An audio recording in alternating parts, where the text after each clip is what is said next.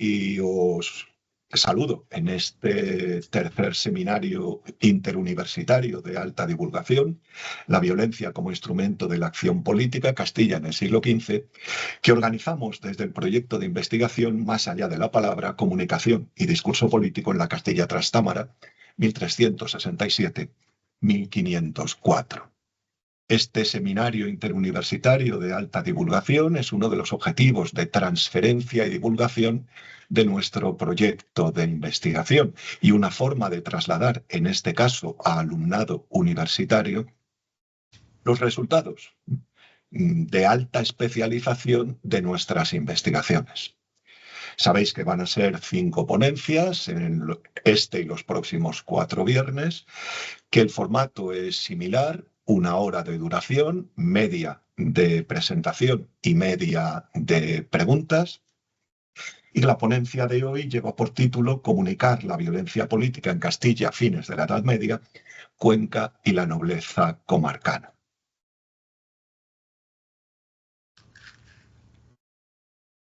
Perdonad un momentito.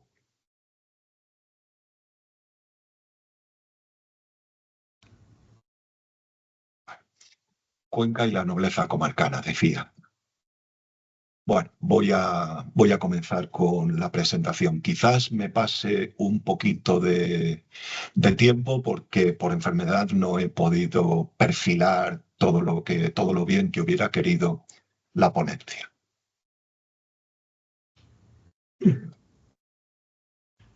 La voy a organizar alrededor de estos 4 puntos. Lo que vamos a examinar no es tanto la expresión de la violencia en sí, que también veremos casos, sino cómo se construye un discurso alrededor de la percepción de esa violencia. En primer lugar, cómo se percibe esa violencia y cómo se legitima o se deslegitima. En segundo lugar, vamos a entrar ya en un tipo específico de violencia, la usurpación de lugares de la jurisdicción, en este caso del Concejo de Cuenca, pero es un fenómeno general en Castilla, en unas áreas con mayor intensidad que en otras. En tercer lugar, yo voy a centrar la ponencia en el último periodo de guerra civil en Castilla, 1474-1479. Bueno, pues vamos a examinar la posición del concejo y del conjunto del reino frente a la nobleza rebelde, y un último punto dedicado, claro, todos muy rápidos para poder incorporarlos en una ponencia de media hora, dedicado a la guerra en el área conquense, a la guerra que realiza el marqués de Villena. En noviembre de 1479, Fernando V, el rey, el que será rey Fernando el Católico, escribe a Juan Osorio, corregidor de Cuenca y Huete, para que ejecute las sentencias de restitución dadas en 1477 de los lugares y fortalezas de Alcantud, Cañizares y Fuerteescusa, que Pero Carrillo de Albornoz, señor de Torralba y Beteta, tenía ocupadas desde 1467. El 20 de mayo de 1480, los reyes reiteran el mandamiento, pues Pero Carrillo había cumplido la orden, es decir, había devuelto los lugares, pero inmediatamente después los había vuelto a ocupar. Pacificado el reino, ya en 1480 de manera prácticamente oficial, las tomas persisten, expresión de una violencia que, gestionada en diversos niveles de escala por la nobleza, aún no había desaparecido por entero del mapa político castellano. Se trata de una violencia de variado recorrido, naturaleza e intensidad, pues con independencia de las paces alcanzadas por los reyes con la nobleza, por ejemplo, a lo largo del año 1476, el conflicto bélico en su dimensión nacional siguió haciendo presente en Cuenca tanto en el esfuerzo de guerra demandado por la monarquía, cuanto en la defensa de su jurisdicción frente a las acciones de la nobleza rebelde. Especialmente en ese ámbito más nacional, los Vázquez de Acuña y el marqués de Villena, Diego López Pacheco. A esta violencia de nivel superior se unió otra no menos peligrosa, pero de una escala menor, protagonizada por un amplio grupo de linajes nobles, rebeldes, pero también leales a los reyes, que ejercieron esa violencia mediante la ocupación, cito, de términos, prados, pastos, dehesas, vasallos, heredamientos, e incluso de lugares como Zaorejas, Alcantú, Cañizares o Fuerte Escusa, junto con sus fortalezas, desde las que extenderían sus violencias sobre los territorios vecinos. Esta violencia era ilegítima, aunque la nobleza procuró justificarla de manera imaginativa, impetrando en su favor el servicio a los monarcas y aún a la propia ciudad. Estas acciones, en el marco de la guerra civil, se dirigen no solo a establecer el fundamento de su derecho, del derecho de quienes usurpan, del derecho de quienes actúan la violencia, sino a reducir al silencio la reclamación de la víctima, en nuestro caso, las aldeas y el concejo de Cuenca, mediante la amenaza de nuevas violencias y el miedo que las acompaña, una estrategia diseñada con este específico fin. En el sector conquense, esta violencia se vivió en distintas escalas entre 1474 y 1479, con una reducción de las formas más agresivas de violencia a partir de las paces de 1476, hasta un despegue, un nuevo despegue final que durante 1479 acompañó al último episodio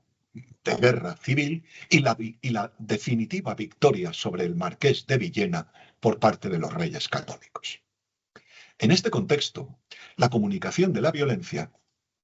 apenas experimenta variaciones en los canales utilizados: mensajeros, cartas, proclamas, acuerdos de tregua, pero sí muestra una mayor expresividad en su formulación según se avanza hacia la derrota del adversario de Portugal y, en el ámbito conquense, a la terminación del poder del marqués de Villena. Hay que tener en cuenta que la guerra civil es también una guerra con el reino de Portugal. El rey portugués se ha declarado heredero de la corona de Castilla por su matrimonio con Juana y ha reclamado esa corona con sus tropas interviniendo en la guerra civil castellana. Los reyes católicos se negarán por sistema en la documentación a referirse al rey de Portugal como tal, utilizando esa perífrasis para mencionarlo: el adversario de Portugal.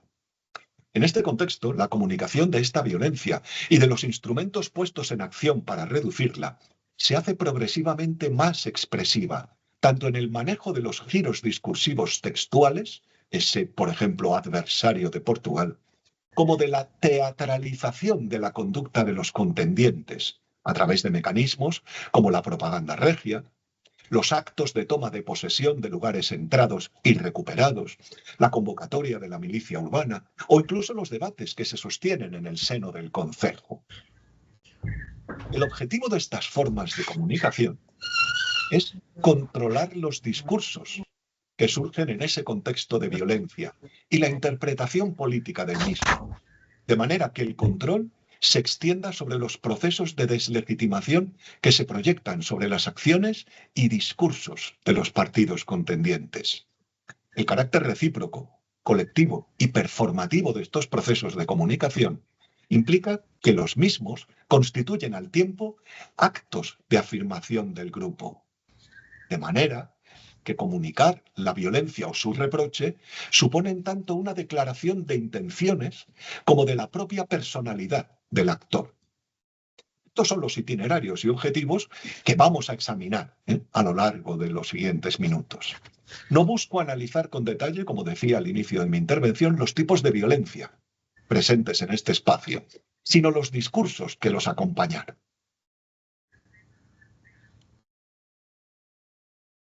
Valga la necesidad de contextualizar geográficamente para aquellos que no son de Cuenca o no tienen clara la geografía, el espacio en el que nos estamos moviendo. A mediados del siglo XV, esta es el área que comprende la jurisdicción de la ciudad, los sexmos, los 6 distritos aldeanos que pertenecen a Cuenca. Están muy disminuidos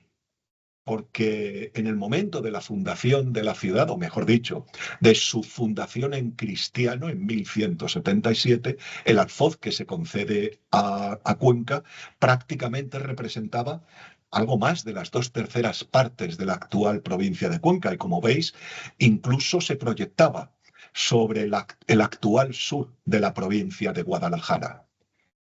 Siglos de detracciones por parte de la monarquía y de su entrega a la nobleza, pues han generado este pequeño mapa de Sexmos, que todavía representa, tiene un peso específico espacial importante. Aquí tenéis esquematizada la presencia de los más importantes linajes nobles y sus áreas de actuación. Veis a los señores de Cañete, los Hurtado de Mendoza. No penséis que por no tener un título, que a finales de siglo lo tendrán, marquesado de Cañete, son menos poderosos, son menos potentes. Es uno de los linajes más importantes del sector, solo que todavía sin título. Los condes, a mediados de siglo, duques de Medinaceli, los condes de Buendía, Priego, Paredes,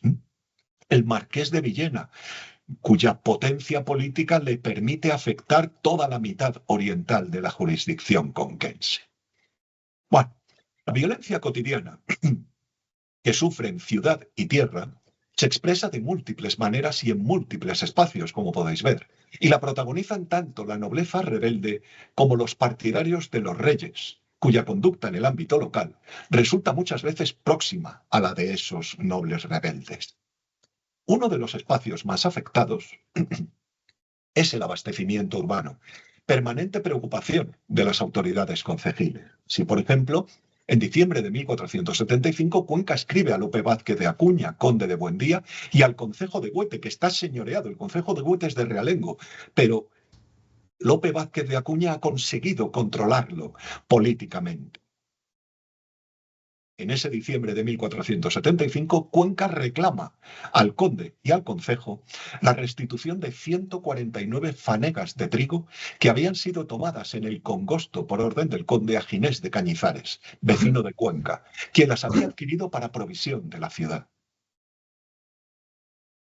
2 meses después, el 23 de febrero del 76, Ginés de Cañizares sufría otra toma, esta vez de 112 fanegas de trigo, 22 de escanda y 26 arrobas de vino, que tenía en Zafra, ordenada ahora por el alcaide Alonso de Alarcón, hombre de otro linaje noble importante, el marqués de Villena. En esta ocasión, el regimiento ordenó secuestrar los bienes muebles e inmuebles que tuviera el alcaide en la jurisdicción conquense. Y, caso de ser insuficientes, prendar también los bienes de los vecinos de Zafra. Esto se justificaba en que también se les había requerido la devolución de las tomas, exigiéndoseles que reclamaran a Alonso de Alarcón retornar lo tomado. Así, en ausencia de una respuesta restitutiva, se hacían responsables a alcaide y vecinos. Y lejos de suponer una decisión arbitraria, esto se hacía encajar en principios de razón y justicia. Cito el documento. Porque allende de estar obligado a dar pan para provisión de la dicha ciudad, es mucha razón y justicia que como vecino de ella, se refieren a Ginés de Cañizares, les sea dado y restituido lo suyo. Es mucha razón y justicia. Se privilegiaba así tanto la defensa del aprovisionamiento de la ciudad como la de los derechos de sus vecinos. En todo caso, la capacidad de alcanzar satisfacción era limitada, como ilustra la continuidad de las reclamaciones sobre las fanegas tomadas en el Congosto, que continúan en abril de 1476. Y la creatividad desplegada por los señores, llamativa, como ejemplifica el requerimiento que formula el concejo el 24 de septiembre de ese año ante Pero Sánchez de Moya, escribano de Castillo de Garcimuñoz, villa del Marquesado de Villena, para que en su condición de alcalde mayor de Valera de Yuso, Olmeda y Solera, prohíba a sus vecinos llevar un portazgo que afirmaba el concejo conquense, que era ilegal. Lo cierto es que las nociones de razón y justicia referentes que legitiman las reclamaciones del concejo contra las tomas realizadas por la nobleza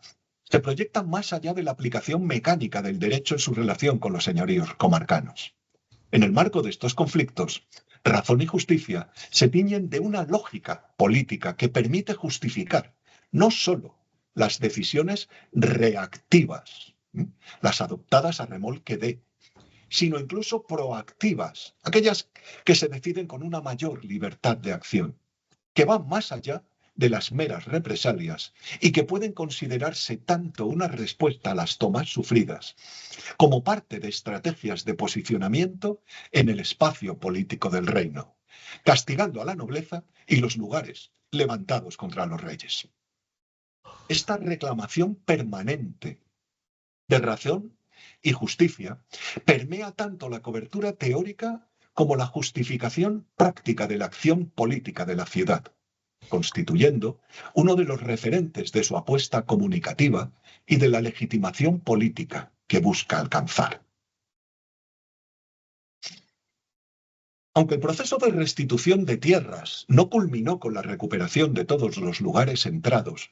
sí encontró una definición inicial suficientemente eficiente.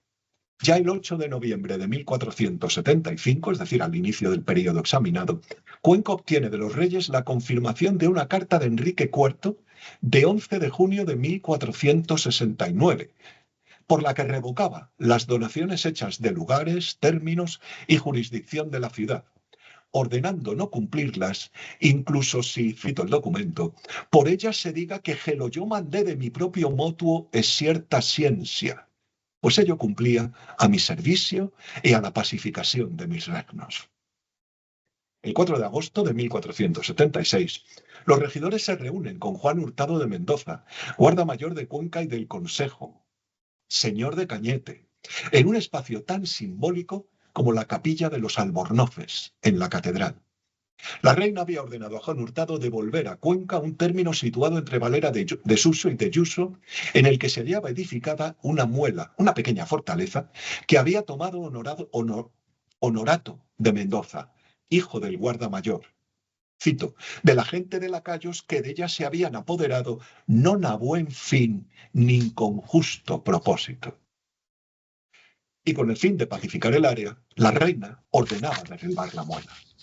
El 6 de agosto, Rodrigo de Torres, regidor de Cuenca y criado de Juan Hurtado, se personaba ante la puerta de la fortaleza y requería a Juan de Fitero, su alcaide y criado del propio Juan Hurtado, la entrega de la fortaleza a la ciudad. Alonso de Alcalá, regidor, y García de Cañete, procurador síndico de Cuenca, en compañía de Rodrigo, declaraban entonces hecha la toma de posesión de la muela por la ciudad y ordenaban su derribo, cosa que se hizo en el mismo día, lo que lleva a conducir que no era una gran fortaleza. Pocos meses después, el 2 de diciembre, el bachiller Juan del Amo, vecino de Salmerón, tomaba posesión de la aldea de Zaorejas con poderes que la ciudad le había otorgado, para, cito, continuare continuedes la posesión real e actual vel casi de todos e cualesquier lugares e vasallos que le hubieran tomado al concejo en el sexmo de la sierra. El escrito documenta pormenorizadamente el proceso de recuperación de la posesión del lugar, reproduciendo el procedimiento usado por la nobleza en sus entradas en posesión de lugares. Define un espacio público, la Plaza Mayor, participado por los vecinos del lugar, identificándose primero a los oficiales puestos por la autoridad señorial usurpadora, pero también a otros vecinos en quienes el procurador va a investir los oficios. Un espacio entendido como el centro simbólico, donde se hace presente la autoridad legítima, en este caso, el Concejo de Cuenca a través de su representante, y un espacio simbólico donde tienen lugar los actos, también públicos, de recuperación de la posesión legítima del lugar. Tras la lectura del poder de Juan del Amo, este preguntó al dicho consejo y hombres buenos de él que por quién estaban. Ellos respondieron que por el conde de Medinaceli, que era quien los había ocupado y era quien había designado oficiales. Y afirmaban que el conde ha senoreado el dicho lugar y se ha elevado los pechos y derechos de él todo el dicho tiempo e grandes cuantías de maravedises más. El acta de la toma de posesión establece la ilicitud de la posesión ejercida por el conde de Medinaceli, que se construye gráficamente como excesiva, al sobredimensionarse más allá de los pechos y derechos con los que solía contribuir la aldea. Seguidamente, el procurador prohibió a los oficiales puestos por el conde usar de sus oficios y procedió a designar a los nuevos oficiales, alcaldes, regidores, alcalde de hermandad y cuadrilleros. En ambos casos,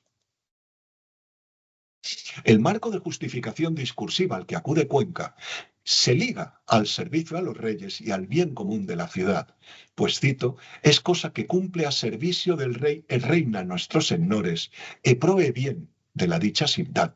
es su tierra. De todas maneras,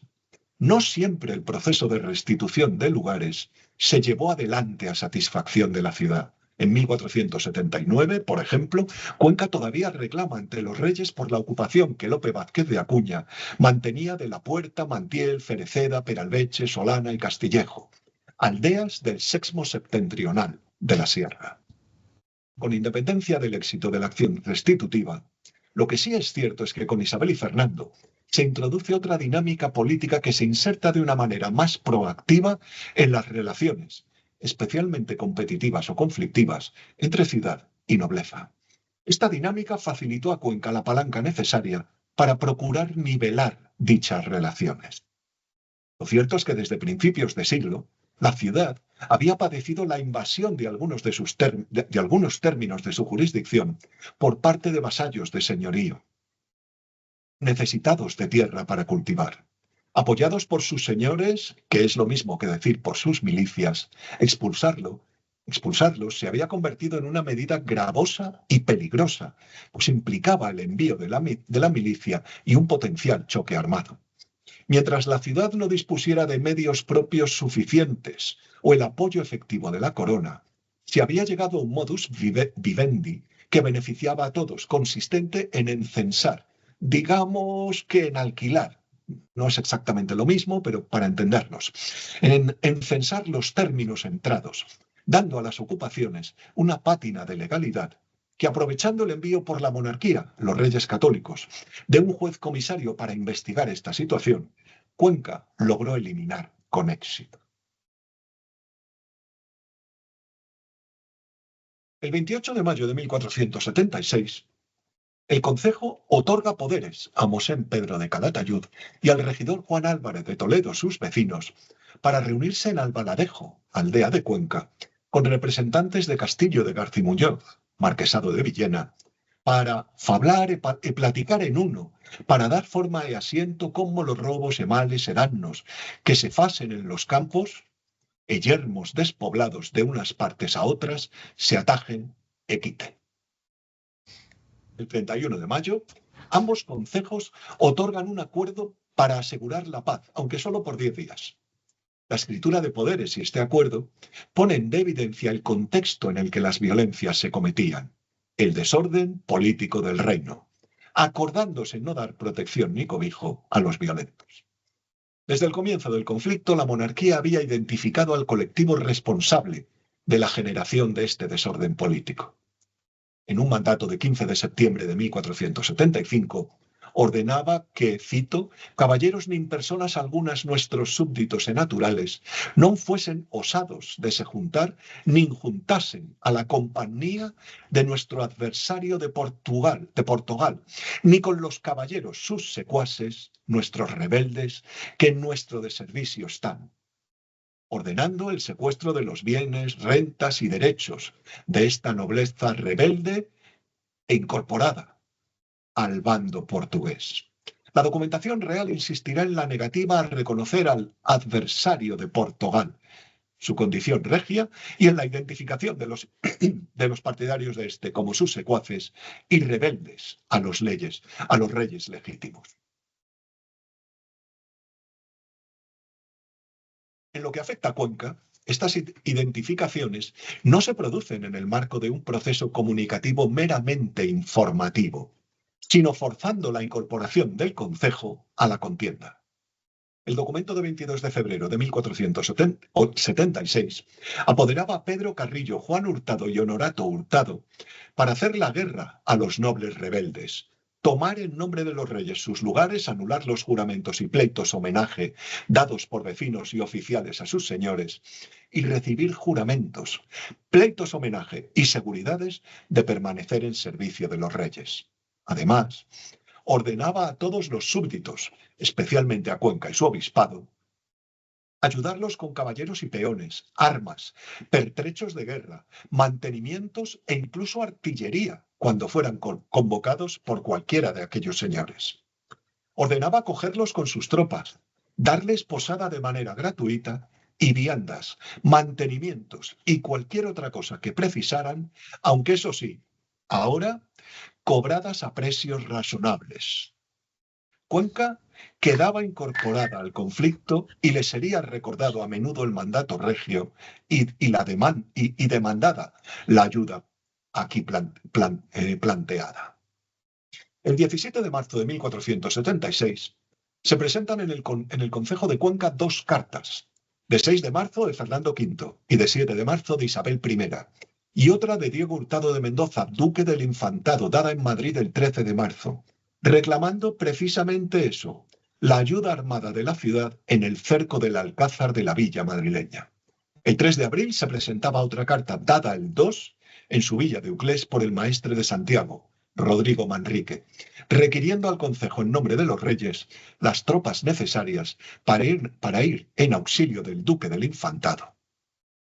El mismo 3 de abril, el concejo acordaba enviar 5 ballesteros y 100 lanceros, y el 8 pregonaba que todos estuvieran apercibidos para partir, so pena de confiscación de sus bienes para la Cámara Real y de 10.000 maravedíes de multa para las obras de la ciudad. La incorporación del mundo urbano en la contienda no se plantea simplemente en términos militares, de victoria sobre el partido rebelde. Se construye también como un vínculo político-emocional que trasciende lo institucional. Para la monarquía se trata del agradable placer e servicio, que por ejemplo Isabel I, en el documento de 7 de marzo del 76, declara que obtendrá si Cuenca acude en socorro del duque del Infantado. En junio del 79, el rey, Fernando V, envía a 2 servidores a continuar la guerra en el sector del Marquesado y ordena al concejo prestarles todo su apoyo, en lo cual agradable placer es servicio me faréis, que de lo contrario habría enojo es sentimiento de ello. De esta manera, los reyes no solo construyen la imagen de la realeza que pretenden trasladar a la comunidad, sino que incorporan al reino a ese proceso de elaboración política, al hacerlo partícipe a través de la emoción, el placer, la alegría, que la conducta y los éxitos de los monarcas deben despertar en aquel. La alegría se convertía así en un registro de lo político, enfatizado por el carácter público y sacro que le habían de proporcionar a sí mismo las procesiones. Por su parte, la alta nobleza, real a los reyes, enfrenta su participación en el conflicto civil con la consciencia de depender de la buena voluntad del mundo urbano para obtener los necesarios auxilios, tropas y mantenimientos con los que proseguir la guerra. La necesidad de preservar esa buena voluntad y de obtener una respuesta positiva y pronta conducía a la nobleza a enmarcar su relación con Cuenca en unos referentes de naturaleza personal, dirigidos a generar un vínculo afectivo capaz de mover la voluntad de la ciudad en el sentido deseado.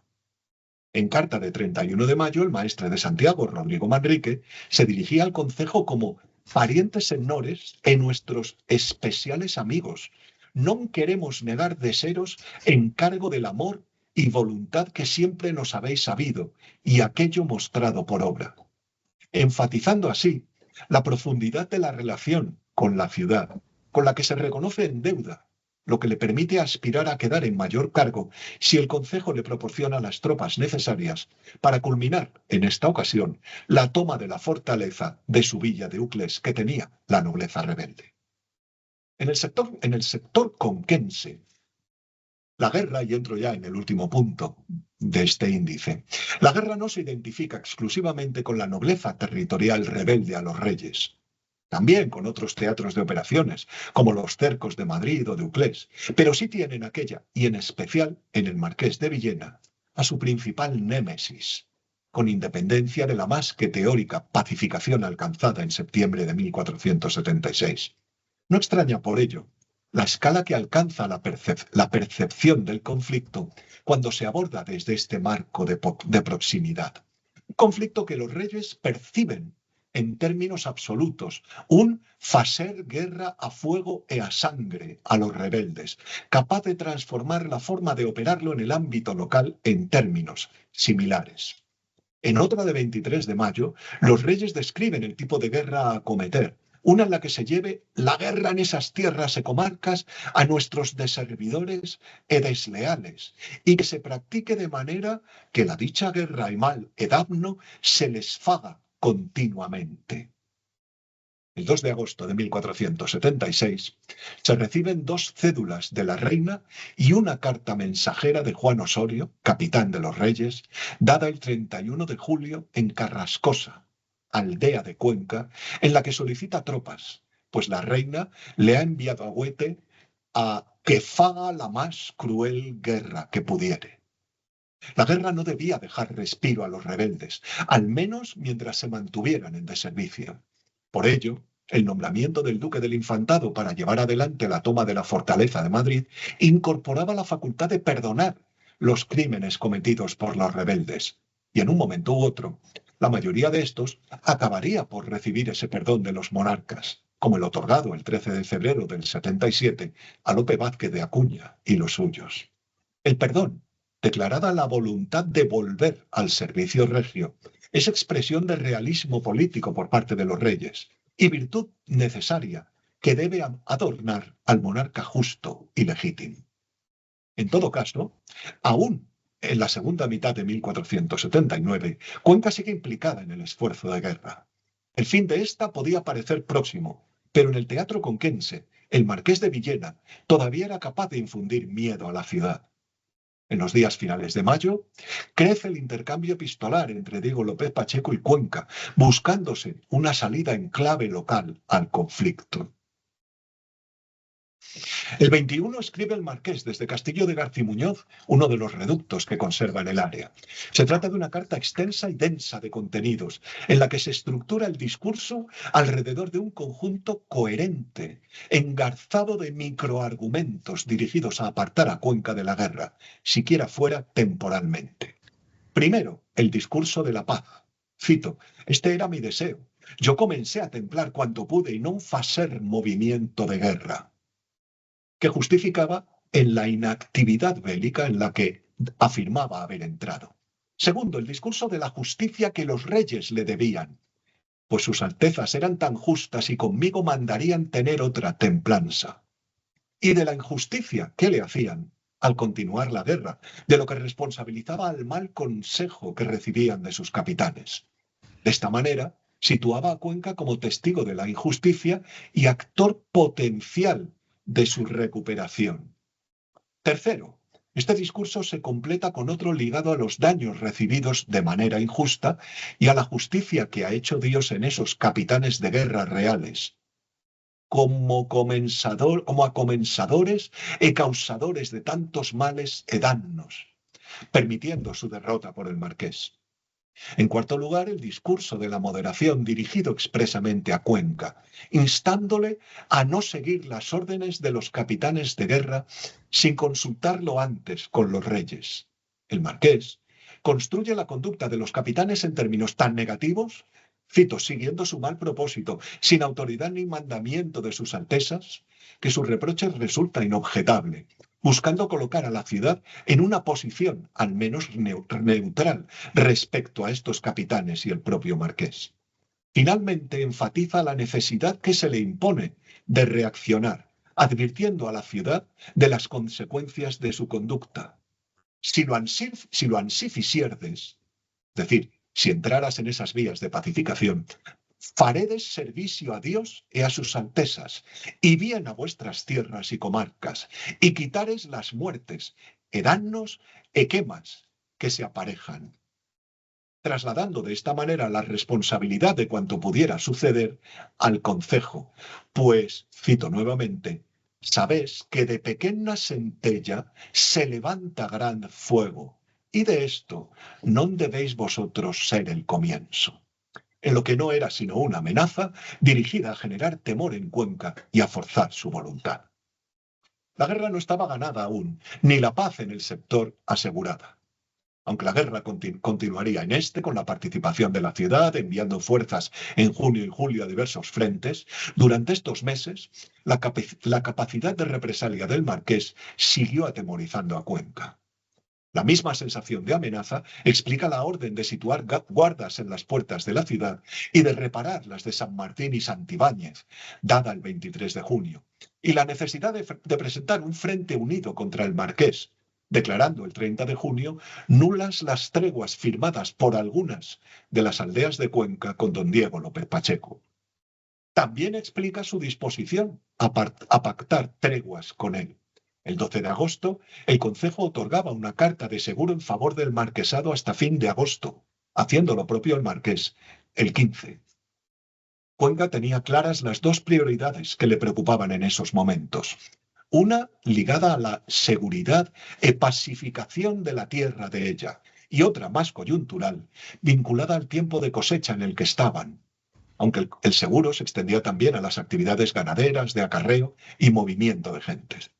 La guerra se extendería hasta fin de septiembre, aunque para este momento la suerte del marquesado y de la guerra estaba ya echada. Desde finales de agosto, la presencia del adelantado don Pedro Fajardo en este teatro de operaciones adelantado real y el refuerzo de las milicias reales inclinaban la balanza del lado de los reyes. El Tratado de Alcazovas, firmado con Portugal el 4 de septiembre, fue el último acto de una muerte anunciada, la política del marqués, quien en octubre acordaba con el adelantado unas treguas que serían ya definitivas. Voy concluyendo. El conflicto político representa distintas formas de enfrentamiento que por su propia naturaleza son susceptibles de escalarse y de generar dimensiones diversas sobre las que actuar la confrontación y operar los instrumentos idóneos de la lucha a disposición de los contendientes. La violencia política no constituye simplemente un último recurso. Es también la expresión de la propia personalidad política y un acto de reclamación de reconocimiento y de legitimación. Los discursos construidos por la nobleza, leal o rebelde a los reyes, no importa, y por la ciudad, enfatizan esa doble lógica discursiva, la afirmación de la acción política emprendida y su legitimidad en el específico contexto. Cuenca participó de los procesos de violencia política sujeta a dos constricciones estratégicas, la de una monarquía necesitada de reducir a la nobleza rebelde y la que ligaba la comunicación de la ciudad con un amplio conjunto de linajes de la alta y media nobleza, algunos de los cuales habían convertido la jurisdicción conquense en campo de lucha de sus aspiraciones políticas. Muchas gracias.